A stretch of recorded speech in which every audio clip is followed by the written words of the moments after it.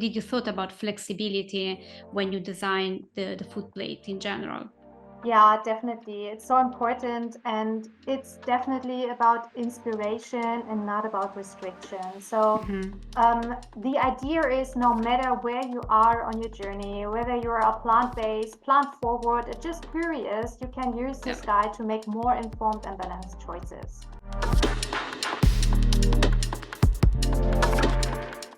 Hi everyone, and welcome to the very first episode of ProVeg Talks. I'm very excited to be your host in this journey through the world of plant-based nutrition, food innovation, and everything that matters food system. My name is Valentina Gallani. I'm a nutritionist and food technologist, and I work as a health and nutrition manager at ProVeg International. In each episode of this podcast, we will cover different topics with guests from different backgrounds to better understand the relationship between nutrition, health, and sustainability with a plant-based perspective.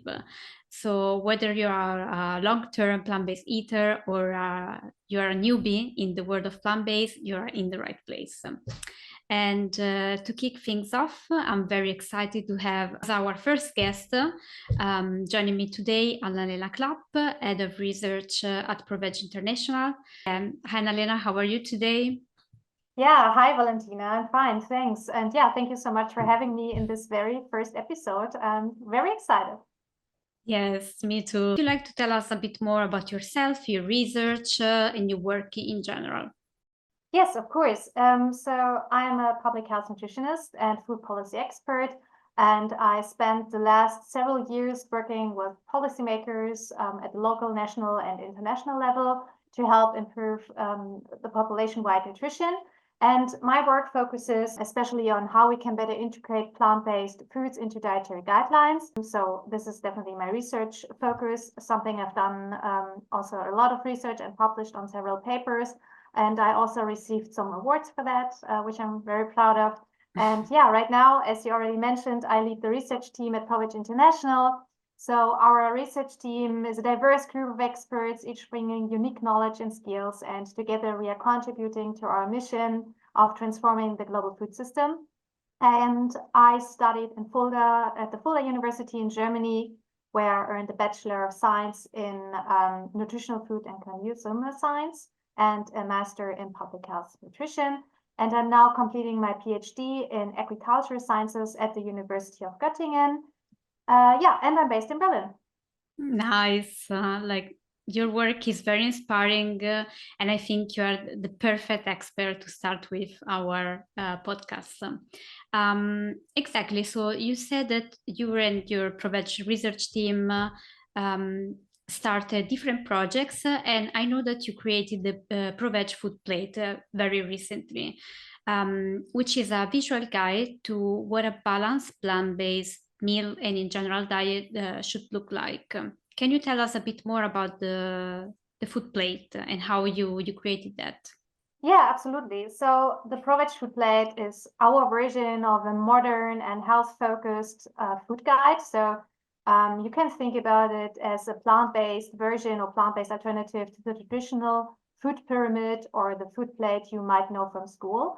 And it is based on the latest nutritional science, and it is designed to be practical, evidence-based, and easy to follow. The plate illustrates what proportion of each food group you should consume per meal. So it helps anyone to plan a healthy plant-based meal, whether you are following a flexitarian, vegetarian, or vegan diet. So we wanted to show that a well-planned plant-based diet isn't just healthy, it's also colorful, diverse, and of course, very delicious. That's nice. I think like is very approachable to everyone, and it really helps for people starting thinking what should I eat in general, not just for, as you said, for vegan and vegetarian, but for everybody. Maybe can you give us an idea on how exactly is divided the food plate? Yeah, sure. So the ProVeg Food Plate is a simple visual guide to healthy plant-based eating that is divided into three main sections. The half of the plate is made up of vegetables and fruit with a focus on getting a wide variety of colors and types. So the idea is to eat the rainbow. And vegetables and fruit are rich in essential nutrients like vitamins, minerals, and fiber. And ideally, you want to have a bit more vegetables and fruit. So around 3 servings veg and 2 servings fruits per day, roundabout. Don't worry if you're on some days you have more fruits and veg. It's really not a big deal. Then we have the second section. A quarter of the plate is whole grain foods. These include foods like oats, whole grain pasta, brown rice, and pseudo cereals like quinoa and buckwheat. And whole grains are a great source of complex carbohydrates, fiber, vitamins, minerals, and like iron and magnesium. And it's not just about how much carbs we get or we eat, but also the quality. So whole grains have been consistently linked to better health outcomes. So you should prefer whole grain products. But of course, it's also okay if you eat refined grain products every now and then. So it's not about perfectionism, but about the balance. And yeah, the third and remaining quarter is for plant-based protein sources. So pulses like lentils, chickpeas, beans, and are an excellent choice. And of course, also the products that are made out of them. So like tofu and tempeh. They're a great source of protein and go very well with numerous dishes like stews and salads and stir fries.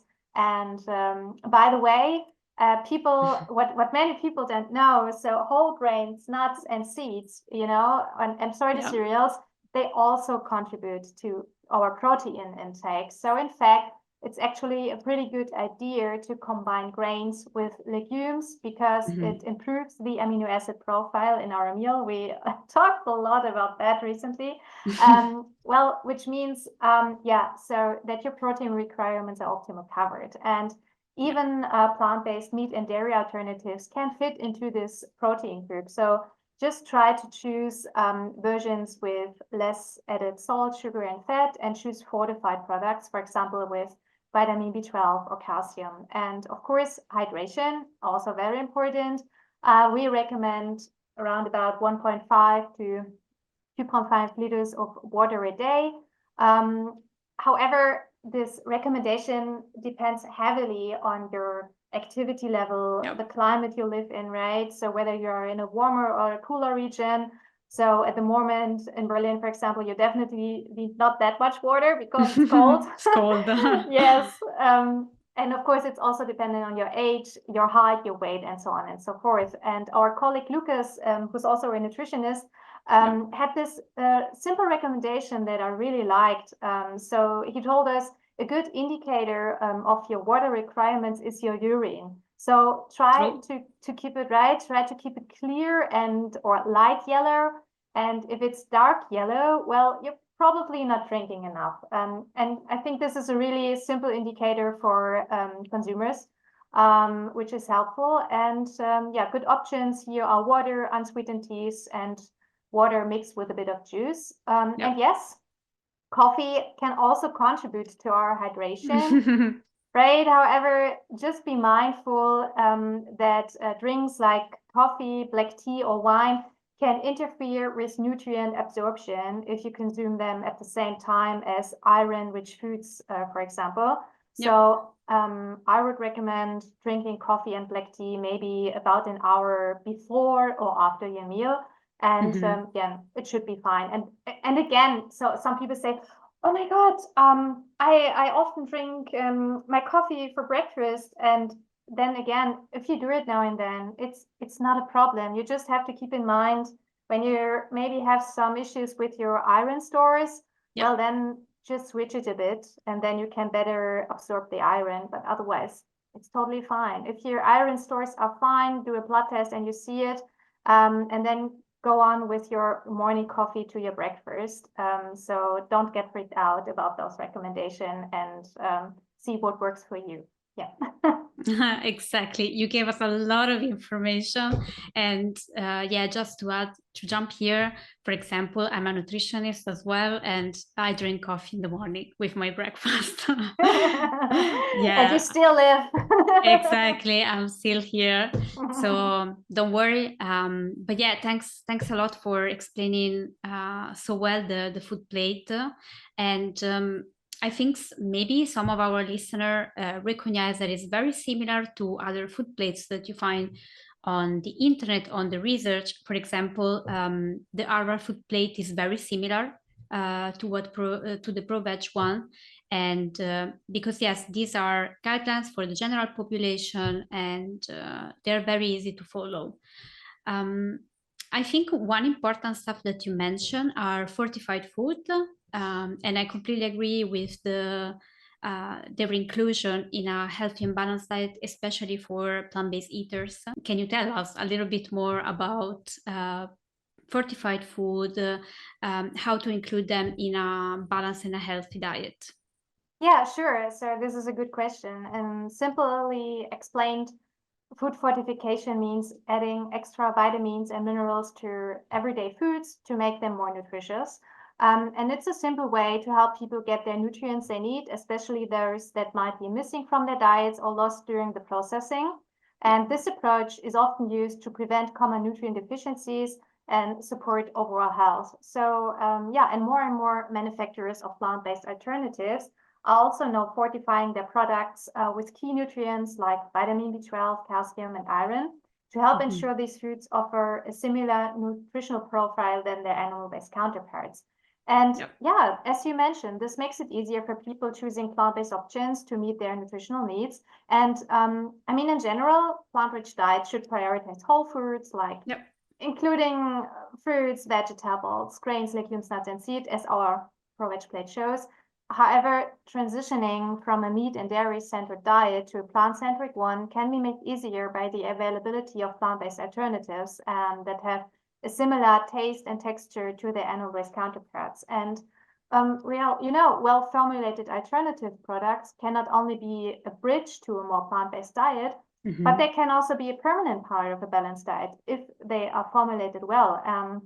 So let's take calcium fortified soya milk as an example.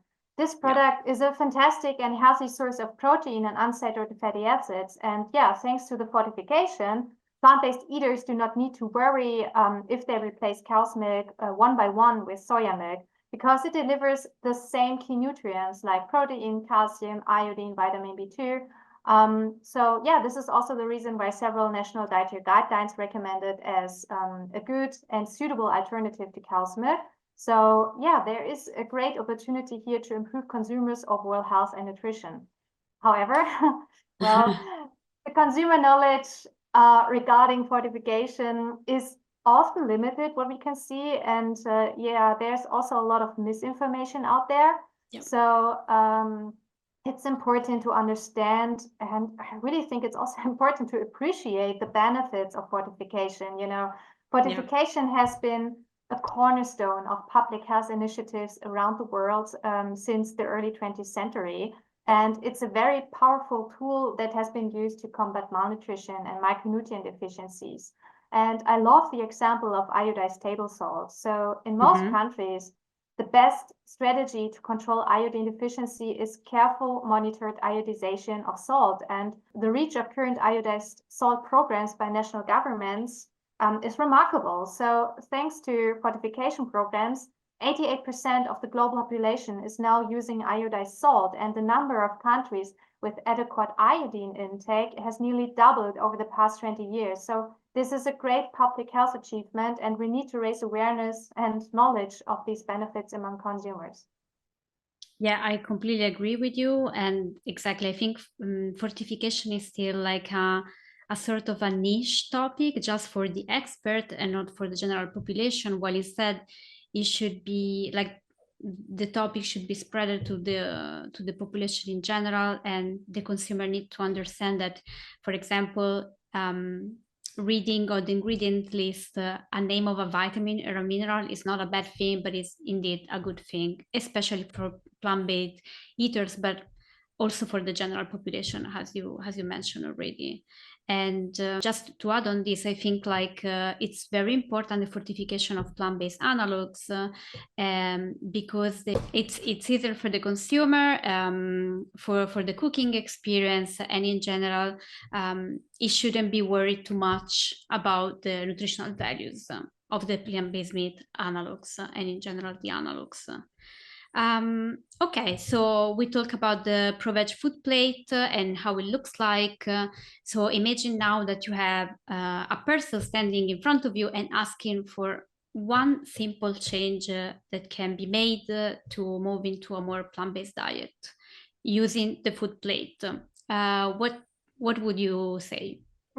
Yeah, so one of the easiest ways to get started with plant-based eating is to focus on easy swaps. So you don't have to change everything overnight. It's really about replacing what you already use with plant-based version that serve the same purpose. So same shop, same shelf, just a different choice. It's really not that hard. It's quite easy. For example, if you usually start your day with a coffee, right, and use cow's milk, try to switch to a barista-style oat milk. It's creamy, it's delicious, and it foams beautiful. Or if you're using butter, there are great plant-based margarines out there that you might already using even without noticing. They are tasty on toast, or they can be used for baking, or eggs can be swapped really easy too. So depending on what you plan to do. So for baking, a ripe banana works really well, or you can use flax seeds and chia seeds mixed with a bit of water. So personally, I always use flax seeds when I make pancakes. And tofu can be a great base for scrambled eggs. You will find numerous recipes online. So yeah, and also when it comes to meals like bolognese, chili, or curry, instead of adding meat, try to use lentils, beans, and chickpeas. They're not only nutritious and filling, but they work perfectly in one-pot meals, and they bring a very unique flavor. So yeah, it's really not about giving up things. It's about discovering easy alternatives that fit seamlessly into your routine. Exactly. I feel like moving to a plant-based diet helped me a lot also when I started to explore different cuisine, different ingredients, and it's great. And as an Italian, I like bolognese sauce, especially for lasagna. And now I master a perfect bolognese lentil sauce. And yeah, it's just great.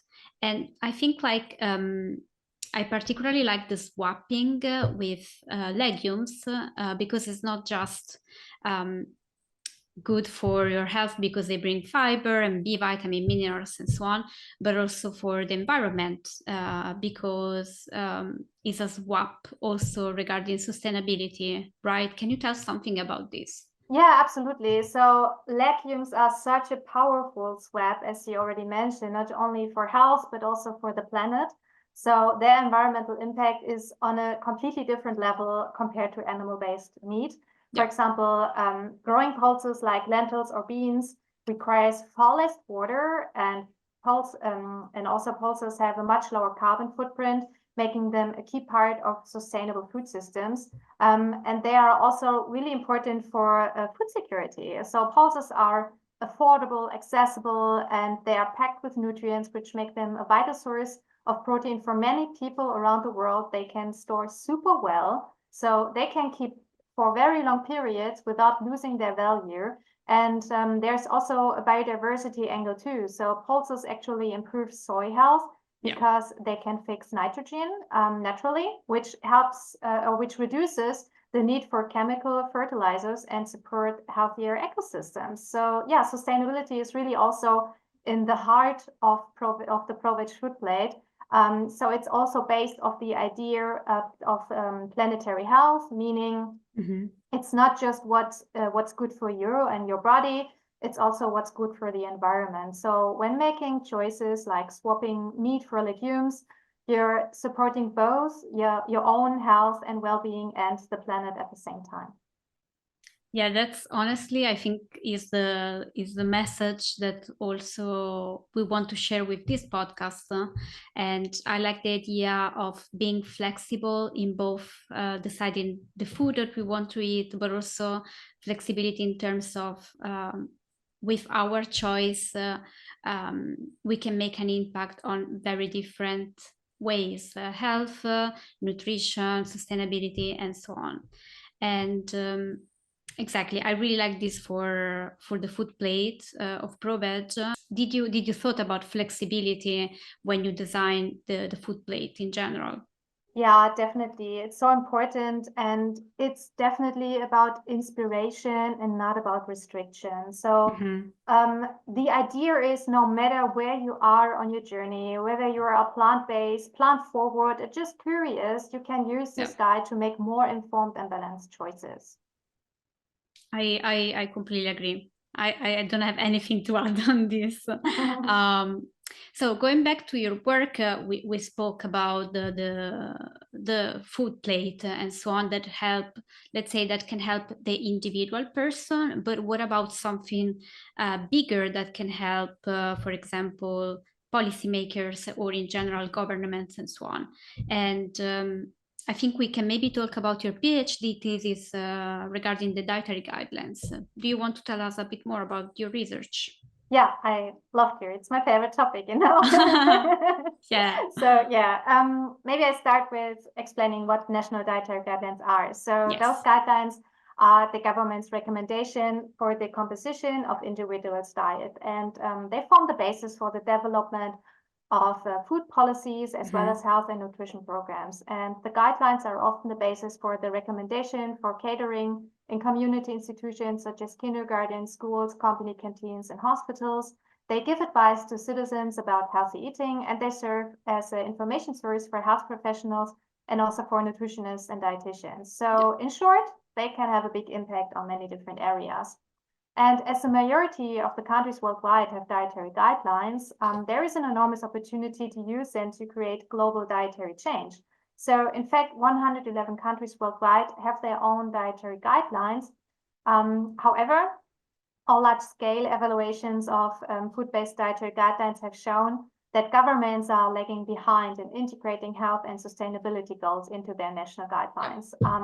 But the existing large-scale evaluations of dietary guidelines do not assess whether and to what extent different countries cover the broad spectrum of plant-based diets. And with this, I mean diets with some or no animal-based products. And if they have policy positions on vegetarian diets, including vegan diets, and whether they mention specific plant-based alternatives to milk, dairy products, and meat. So Mm-hmm. yeah, I identified this research gap together with my team, and I have already published 2 papers on these topics.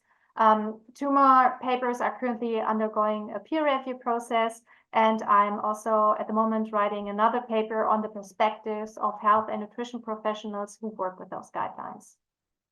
That's amazing and very inspiring. And I think it can really bring something more out there on regarding the general population, the world population, not just for the individual one. So we talk about dietary guidelines, we talk about food plates, and talking about food makes people hungry in general. And can you tell us your favorite plant-based meal at the moment, or in general that you really love? Yeah, sure. So my favorite plant-based dish is I personally I love colorful vegan bowls. Mm-hmm. Yeah. I love flexibility. So my personal favorite is bowls with chickpeas and tempeh and some fruits and vegetables, and of course a delicious dressing. So you can get really creative with the ingredients, and yeah, I really like that. Amazing. Yeah, it's almost time to for lunch. So I will probably make a bowl with your suggestion. And yeah, before we let you go, where can listener check out the ProVeg plate?